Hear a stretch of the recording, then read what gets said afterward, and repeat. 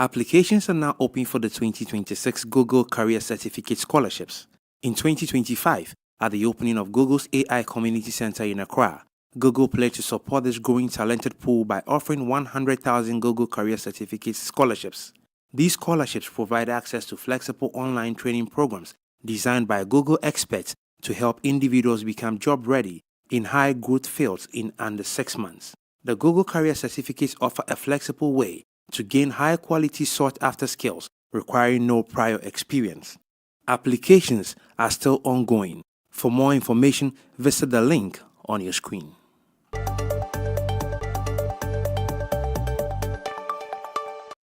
Africa's next generation of leaders is rising, and Cairo is the meeting point. The Association of African Universities, AAU, proudly present the AAU African Student Leadership Summit 2026, bringing together student leaders, innovators, researchers, and change-makers from across the continent.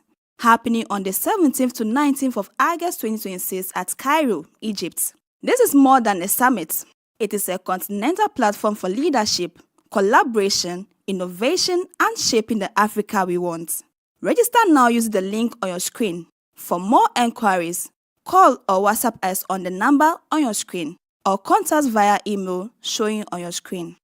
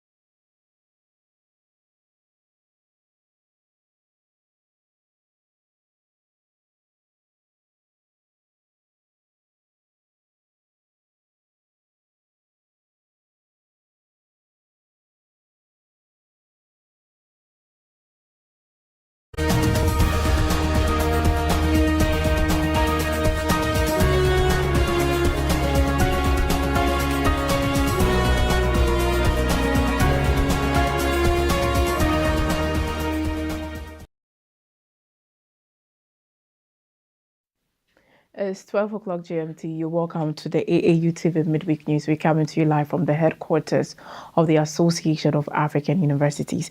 And now to our top stories for today. In higher education, report warns South Africa's higher education system needs urgent overhaul. And in health, women and girls face greater danger in Congo's Ebola outbreak. And our business story, Benin tightens law on counterfeit banknotes. And international, Cuba faces uncertain future as fuel crisis worsens. Please stay with us for more news on the AAU TV Mid-week news. My name is Jemima. Deladem. We'll be right back.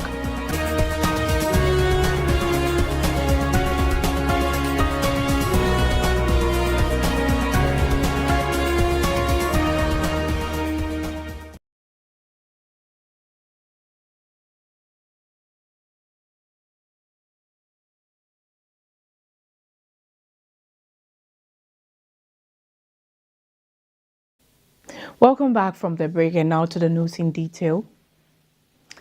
The National Commission for Civic Education has inaugurated a civic education club at the University of Media Arts and Communication Studies in Accra as part of a broader drive to strengthen anti-corruption advocacy and promote accountability in leadership among university students. The club was launched as a symposium last Tuesday, making it the latest of over 5,000 such clubs the Commission has established across the country.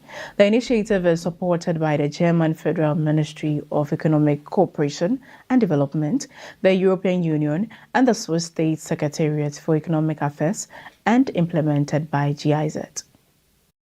The symposium brought together officials of the National Commission for Civic Education, NCCE, representatives from 8 participating universities, students, governance advocates, and guests, including the University of Ghana, Accra Technical University, and the University of Professional Studies, among others. The club will serve as a platform for civic engagement, public education, and student-led discussion on corruption, accountability, democratic governance, and responsible citizenship. It would also encourage the study of the Constitution to broaden and deepen youth understanding of democracy and nation building. NCCE Chairperson Kathleen Addy called on tertiary students to take an active role in shaping a fair and accountable society through personal integrity and responsible leadership. She encouraged students to become part of a new generation of ethical leaders and urged them to resist practices that undermine fairness and instead use the clubs to build a stronger culture of integrity and civic responsibility. Unimark's Dean of the School of Journalism, Professor Godwin Echesikanku, commended the NCCE for the initiative, describing the club as a needed intervention for building integrity and civic responsibility among young people. With over 5,000 clubs now established across the country, the NCCE says the civic education club movement is fast becoming one of Ghana's most impactful tools for shaping the next generation of ethical and accountable leaders.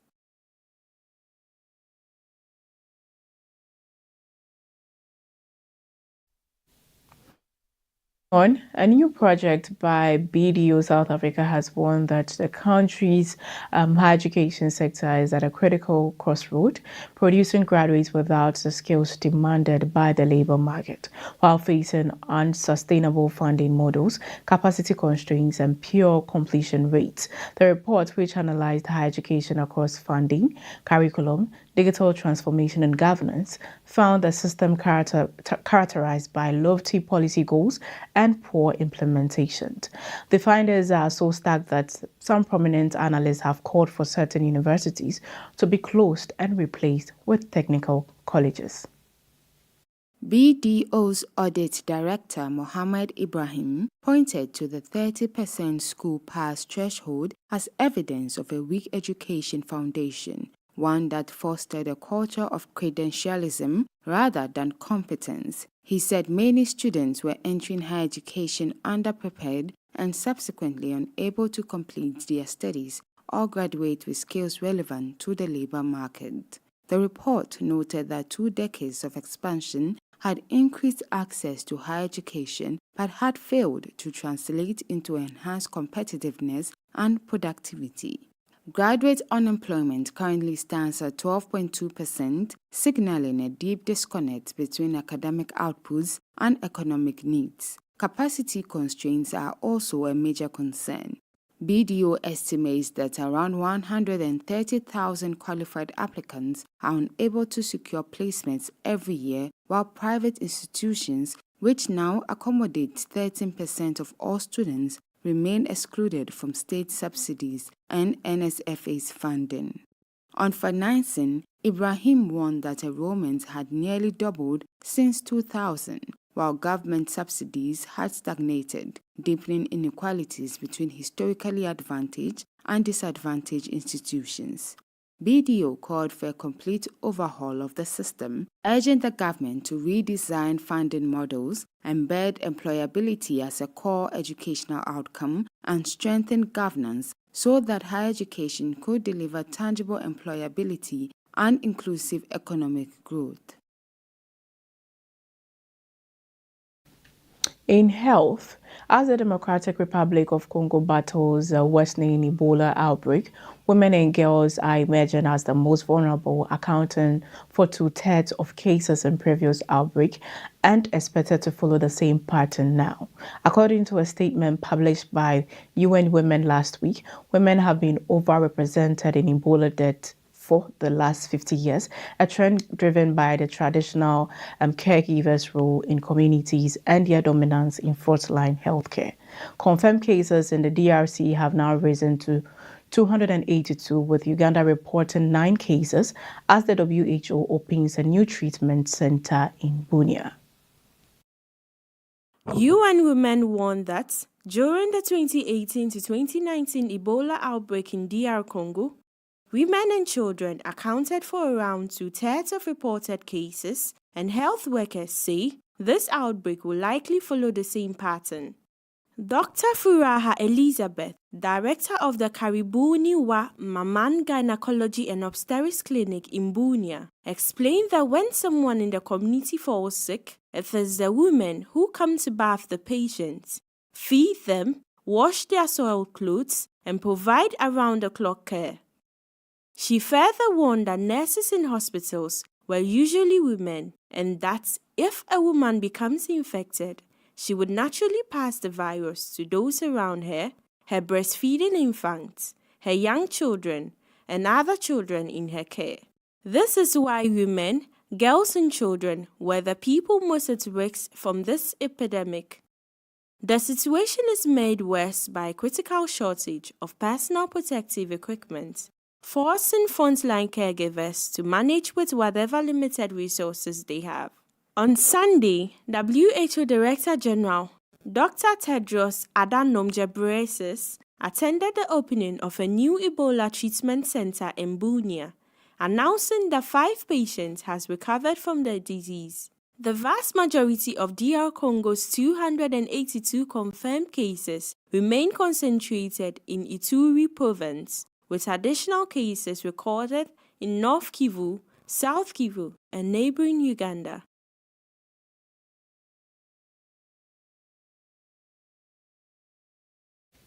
Please stay tuned for Discovery News after the break.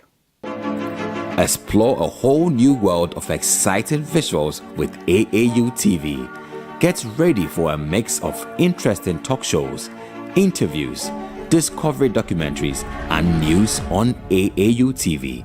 It's not just about watching TV, it's about experiencing something special.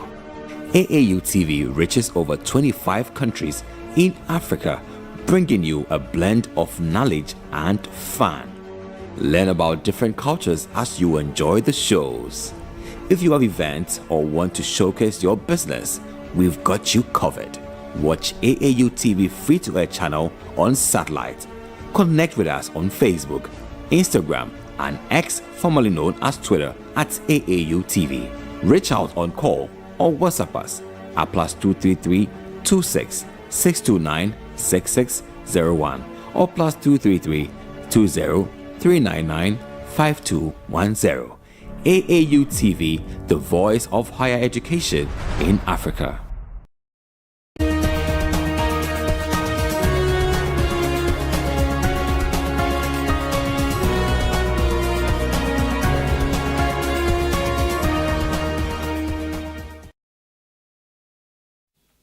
Welcome back from the break, and now to our discovery story.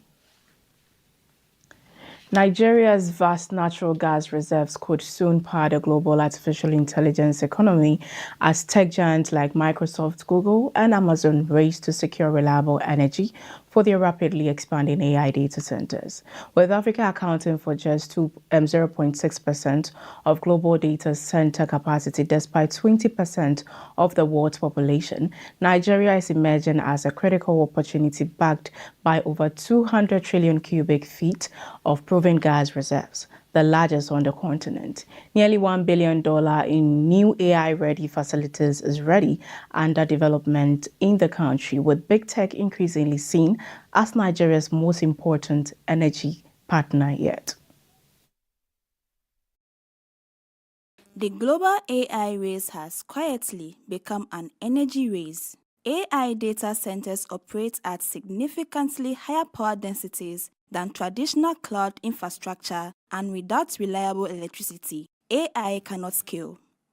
In March 2026, Google committed 2.7 gigawatts of power capacity for a major AI data center project in the United States, roughly equivalent to the electricity demand of 2 million homes. Last month, Microsoft, Chevron, and Engine No. 1 signed an agreement to build 2.5 gigawatts of gas-fired generation in West Texas, specifically to support Microsoft AI expansion. Nigeria is well positioned to ride this wave. The country hosts Africa's largest proven gas reserves, yet remain underpowered and digitally underserved. That combination, analysts say, makes it a compelling destination for hyperscale investment. African Energy Chamber Executive Chairman N.J. Ayuk argued that The involvement of companies like Microsoft fundamentally changed the financing equation for Nigerian gas, saying that for the first time, African gas projects could potentially be underwritten by companies whose energy demand rivaled entire industrial sectors. On the ground, progress is already visible. In March 2026, Tetracore Energy Group announced a $4 million gas-powered data center in Ogun State, supported by a dedicated 100 megawatts on-site power plant in partnership with Huawei and Inspirive Technologies. Beyond energy, hyperscale investment could accelerate fiber deployment, strengthen cloud sovereignty, and position Nigeria as West Africa's primary AI and digital infrastructure hub.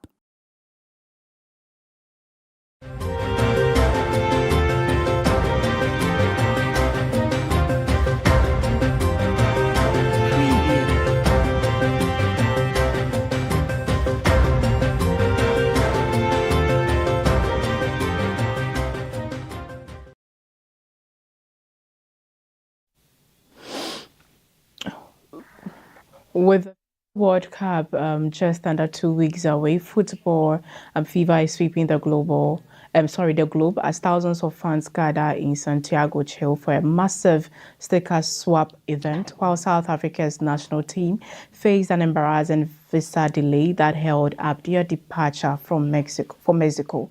South Africa's Sports Minister Jayton Mackenzie demanded an explanation for the country's Football Association on Sunday after visa complications left several players and staff stranded, threatening their preparation ahead of their opening match against Mexico on June 11th. In Santiago, more than 8,000 football fans of all ages gathered to exchange stickers from this year's official FIFA World Cup album in a family-friendly event that captured the excitement building ahead of the tournament. Of the 980 stickers available, the most sought after feature Argentina's Lionel Messi, Portugal's Cristiano Ronaldo, and Spain's Lamine Yamal. In Chile, each sticker pack cost around $1.20. Meanwhile, South Africa's preparations hit a serious bump. Sports Minister Jayton Mackenzie said the country was being made to look like fools, describing the travel and visa situation as embarrassing and grossly unfair towards the players and coaching staff. The South African Football Association responded by saying it was working around the clock to ensure the team traveled to Mexico City as soon as possible ahead of their opening match. Local media attributed the delay to an administrative blunder, but the association has since said that the issue is resolved and the squad departed Monday evening, though Mackenzie said visas for an assistant coach, team doctor, head of security and an analyst were still being awaited. Bafana's second group game is against the Czech Republic in Atlanta, Georgia. The World Cup kicks off on the 11th of June 2026. In entertainment, the final funeral rites of Ghanaian actress Beverly Afaglu will be held on Friday, August 7th, 2026 at the Lashabi Funeral Home in the Greater Accra region, following her passing on Sunday, May 24th, after a 2-year battle with cancer. The announcement was made at a 1-week memorial held on Saturday, May 30th at the Green Flavor Event Center in Tema, where family, colleagues, and members of the public gathered to pay their respects to the actress, whose contributions to Ghana's film industry span over 2 decades. Mourners filled the Green Flavor Event Center in Community 9 Tema in a somber atmosphere of grief and remembrance. The event was marked by a symbolic release of white balloons, as those present paid tribute to a talent who had graced Ghana's screens for more than 20 years. Beverly Afaglu made her mark on the Ghanaian film industry through a rich and varied filmography. She was known for roles in The Return of Beyoncé, Crime to Christ and Girls' Connection, as well as Never Again, 10 Million and The Game. Her latter work included productions such as Secret Burden, Big Girls Club, CEO, and About to Wed, among many others. Her death on May 24th has drawn an outpouring of tribute from across Ghana's entertainment industry, with colleagues and fans remembering her warmly for her talent, dedication, and lasting contribution to Ghanaian cinema. The final funeral rites will take place on Friday, August 7th, 2026, at the Lashibi Funeral Home in Greater Accra region. May she rest in peace.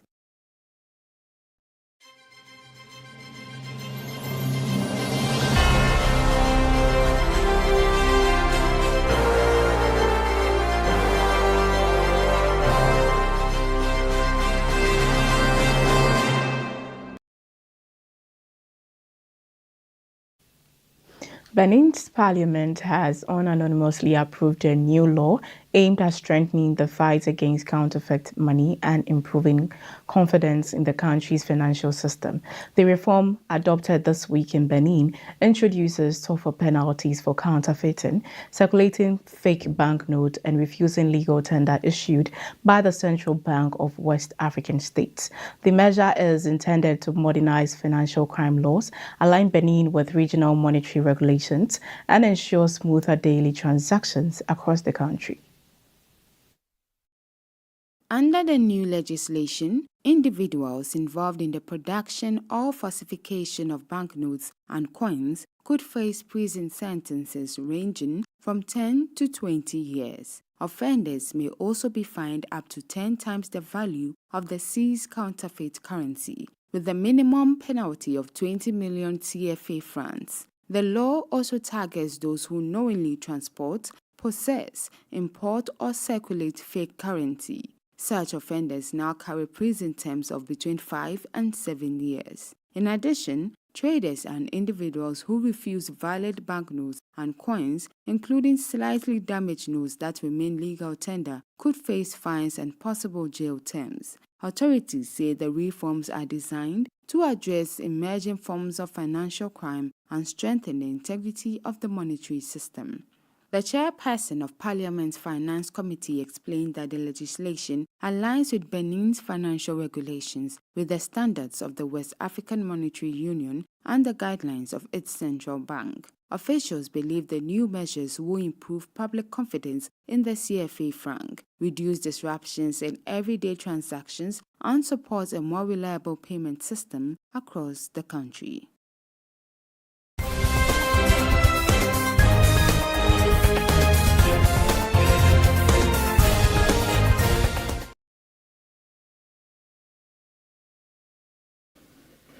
Cuba is facing a worsening economic and humanitarian crisis as severe fuel shortage linked to a tightened United States oil embargo continues to interrupt daily life across the country.